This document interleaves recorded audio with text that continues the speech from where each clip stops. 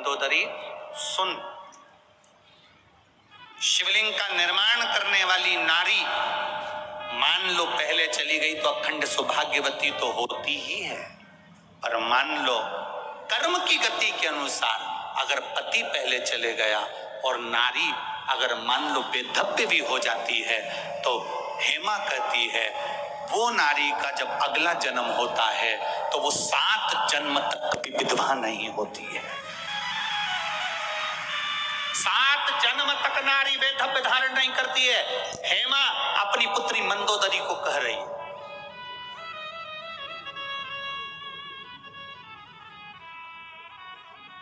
पंच कन्या में एक कन्या मंदोदरी है जिसका ये संवाद,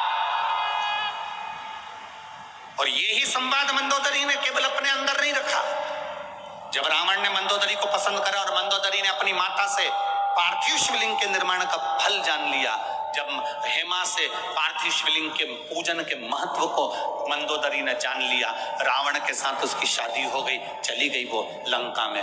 लंका में पहुंचने के बाद रावण सीता जी का हरण कर कर लेकर अशोक वाटिका में रख दिया।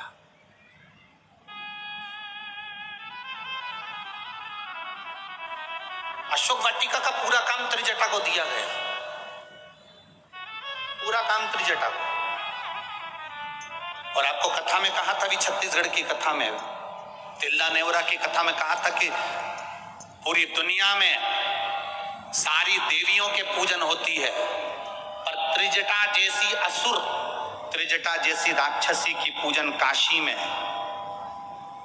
साक्षी विनायक के मंदिर में आज भी होती है। शिवजी ने त्रिजटा जैसी राक्षसी को भी अपना काशी का निवास दिया, उसकी भक्ति के कारण, उसके विश्वास के कारण।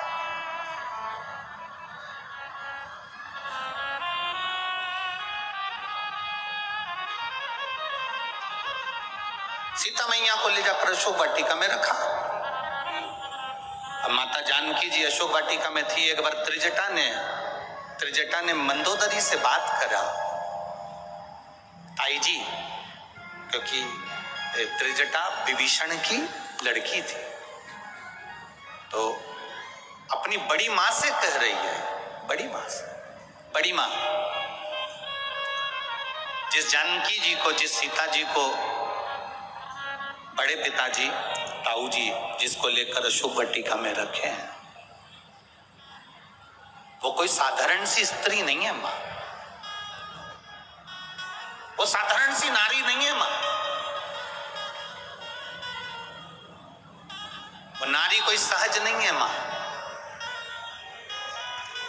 मंदोदरी ने त्रिजटा से कहा मेरा मन है एक बार सीता जी का दर्शन करने का, एक बार मेरा मन है कि मैं जानकी का दर्शन करूं, सीता जी का दर्शन। भस्म मिलाना और उसमें थोड़ा सा माखन मिलाना और मिलाकर उस मिट्टी को फेंट कर उसका शिवलिंग का निर्माण कर, शिवलिंग का निर्माण।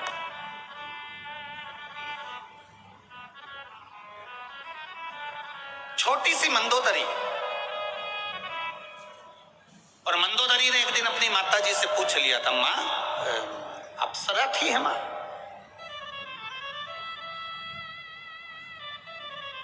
मैदानों की 2 धर्मपत्नी थी, हेमा और रंभा। हेमा और रंभा दोनों अप्सरा थी।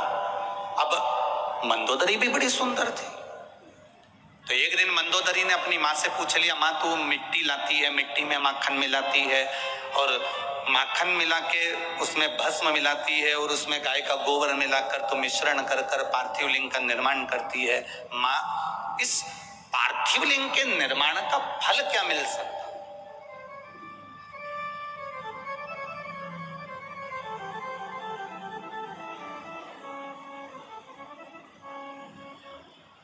पार्थिव लिंग के निर्माण का फल क्या मिल सकता है?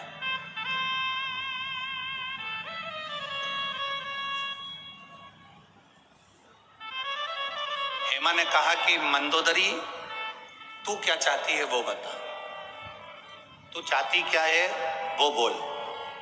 मंदोदरी ने कहा मां, नारी और पुरुष ये दोनों का मंगल विवाह होता है। नारी पहले जाती है, पुरुष पहले जाता है, ये तो किसी को नहीं मालूम। जो भाग्य में लिखा होता है वो होता है। नारी पहले जाएगी कि पुरुष पहले जाएगा ये किसी को नहीं मालूम। मां, जो ललाट पर लिखा हुआ होता है, जो पूर्व का कर्म करा हुआ होता है, उसी के अनुसार पति पहले गया कि पत्नी पहले गई, ये ललाट पर जिसके जो लिखा होगा, जो कर्म की गति लिखी होगी, वो उसके साथ होगा। पर मां, मैं इतना पूछना चाहती हूं, क्या नारी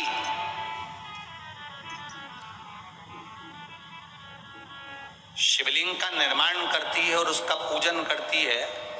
मान लो भूलवश, ऐसे तो नारी ये चाहती है कि वो अखंड सौभाग्यवती होकर जाए, पर कोई कारणवश नारी का पति अगर पहले चले गया और नारी अगर बाद में जा रही है, तो क्या मां शिवलिंग के निर्माण का कोई फल उसको प्राप्त हो सकता है? हेमा ने कहा, मैदानों की पत्नी हेमा अपनी बेटी मंदोदरी से कहती है, सुन मंदोदरी, पूरे आस्था चैनल पर जितने सुन रहे हो, जितने फेसबुक यूट्यूब पर सुन रहे हो, जितने लाखों की संख्या में